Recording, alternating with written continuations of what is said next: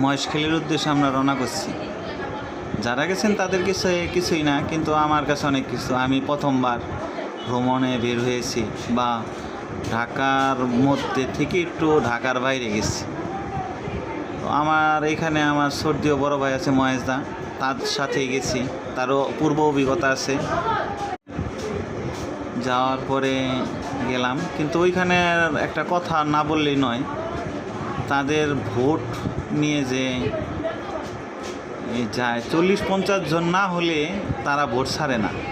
এর মধ্যে আমরা এসে বললাম সল্ট লেক, মানে কি হয় লবণ আর কি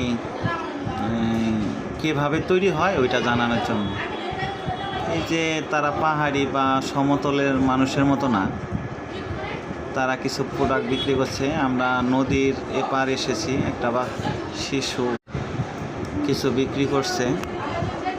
আমরা চলে যাচ্ছি সামনে, 4 জন মিলে গেছিলাম, কিন্তু মাঝে অভিজ্ঞতা আছে, আবারও মাইন্ডসেট ভালো অভিজ্ঞতা আছে।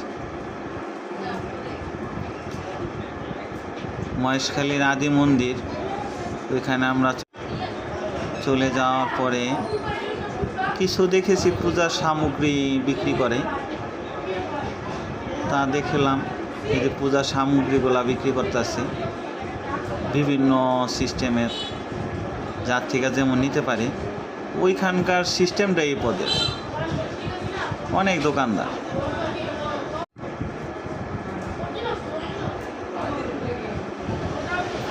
এটা মেন গেটে চলে আসলাম, লম্বা একটা সিঁড়ি, বিশাল একটি দেখলাম কি একটি শিশুকে এক বয়স্ক লোক তার মাথাটা করে দিয়ে মেসেজ করে দিচ্ছে। মন্দিরের মধ্যে আমরা চলে আসলাম।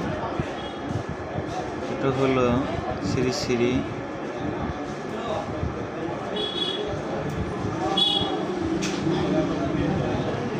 মন্দিরের ভিতরে একটা ইসাই আছে। তারপরে আমরা গেলাম আরেকটি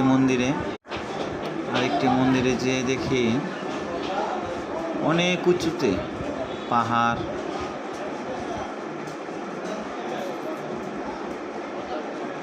কিছুদিন